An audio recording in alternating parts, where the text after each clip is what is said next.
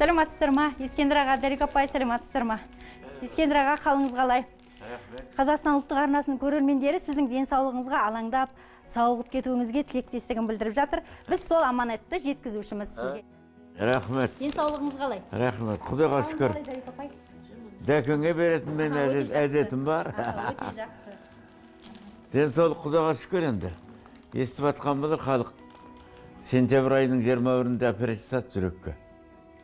Оның бәрі хабардар болар еді. Содан кейін операция жақсы өткен сияқты болды жүрекке.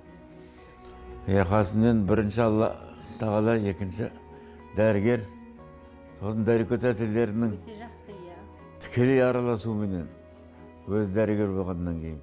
Сөйтіп мына аман қалып араларында отырмыз. Әдетте өнер адамдары сахнаға шыққанда ауырғанымызды ұмытып кетеміз деп жатады. Сіз де мына күйсандықтың жанына барып, бір кезекті туындыңызды шығара бастағанда бәрін ұмытып кететін шығарсыз. Дұрыс айтасыз, ондайлар болады. Мен өз басымда да бір әуен келіп жатса, жүгіріп келіп, күйсандыққа отыра қалам. Болмаса дәкеңе, тәтелеріңе, дәке мына бір әуенді тыңдап жіберші деп. Ондай бастамада солай болады, сосын ары қарай енді оркестрге түсіріледі, сөйтіп береді. Сахнада да сол ғой. Хабарлап жатқанда аты жөнімді айтып, мен барлығын ұмытып, ортаға шығып, тек халыққа ғана жұмыс жасауым керек. Яғни сол әннің мазмұнын өзім жеткізуім керек жаныммен. Сондықтан дұрыс айтасыз, сахна болсын, күйсандық болсын, ол енді біздің кәдімгі жан жолдасымыз деп айтуға болады. Ауыр операцияны бастан өткізгеніңізге қарамай, сізді концерттерге шақырады. Біз сияқты журналистер келіп, сұхбат алып, мазалайды. Бұл деген өнер адамының бақыты деген осы шығар. Әрине сөз жоқ. Осындай ауыр кездерде, қиындық кездерде менің керек екенімді, өнер адамның елге қажет екенін түсініп, телевидениеден болсын, басқа газет журналдардан болсын келіп, осылай сұхбат алып жатады. Ол әрине менің өнер адам ретінде үлкен бақытым. Ескендір аға, ақын Бәкір Тәжібаевпен сіздер ұзақ жылдар бір талай тамаша туындыларды өмірге әкелдіңіздер. Әннің көрерменнің жүрегінде сақталуы бұл композитор менен ақынның бір-бірін адаспай табуынан десек қателеспейміз ғой. Дұрыс айтасыз. Кейде мысалы жақсы әуен туып, әттеген-ай деген өлең жолдары шығып жатса, ол халыққа жетпей қалуы мүмкін. Не керісінше бір шамалы өлеңге мен әуен жазып жатсам, мелодия, о да қалыспай жатса, о да әттеген-айға жатады. Бәкір аға тек қана ақын емес, сонымен бірге әнші болды. Домбырамен сүйемелдеп, ән айтатын жақсы, дауысы жақсы болады, әдемі дауысы. Сонымен қоса драматург болып білесіздер, кейбір пьесалары облыстық театрларда қойылып жүрді.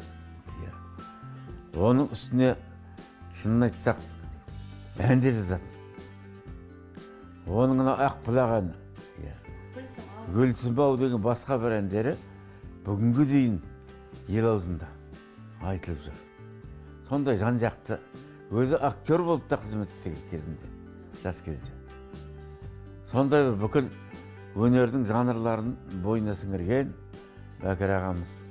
Сондықтан да болар, менің әрбір әнімді тыңдап отырып, қолында блокнот, қарандаш түртіп отырып, 15-20 минуттың ішінде ескен мына қарап жіберші деп әнге лайықтап жазатын. Қателеспесек, Дарик апай екеуіңіздің танысқаныңызға куә болғанда сол Бәкір аға.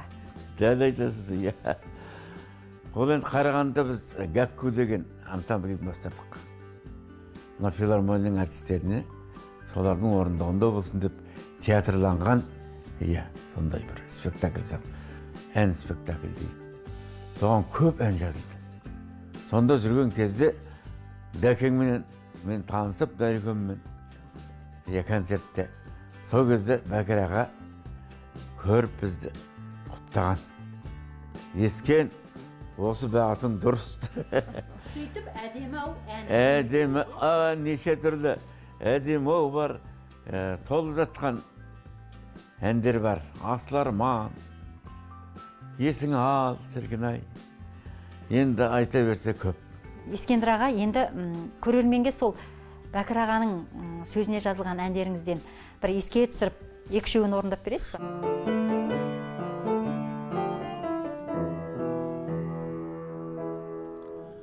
Бұлбұл құс туған жерден гүл іздейді, күдерін құштарынан бір үзбейді. Келесің гүл боп еркем көз алдыма, өзіңді мен іздемей кім іздейді. Арна махаббаттың шырай керек, шын сүйген азабына шыдайдай көп. Ән айттым барнап саған ұнайма деп, әдем-ау мені сүйсің мұңайма тек. Арманымның нұры, ақын жанның жарай, жастық шақтың сары, әдем-ау өмірімнің жазы, көңілімнің сазай, қайда жүрсең әдем-ай.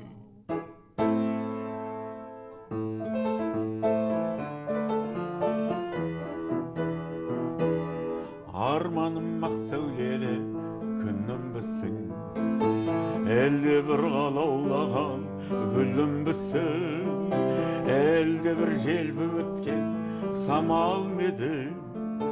Арманым айтарым көп саған мені, асыл арман, асыл арман, көгімде шалқып ұшқан құсым бедің. Асыл арман, аспанымдай жарқыраған құсым бедің. Мен сенің құдіретіңе, мен сенің құдіретіңе түсінбедім.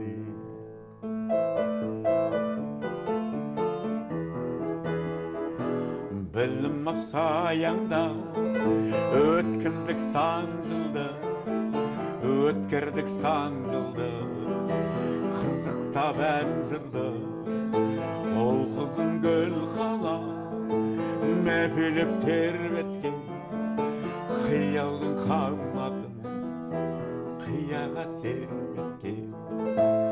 Аттандық сапарға, көңілде мол арман.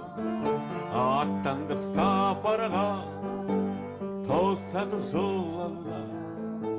Қалайша қиямыз, ұшырса ұямыз, біздерді тосады туған ел құшағы.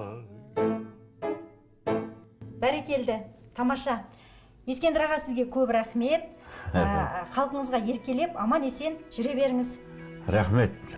Құрметті көрермен, сіздер Қазақстанның халық әртісі, мемлекеттік сыйлықтың иегері, жоғарғы отан орденінің иегері, әнші композитор Ескендір Хасанғалиевтің сұхбатын тыңдадыңыздар. Ұлттық арна қосулы болсын.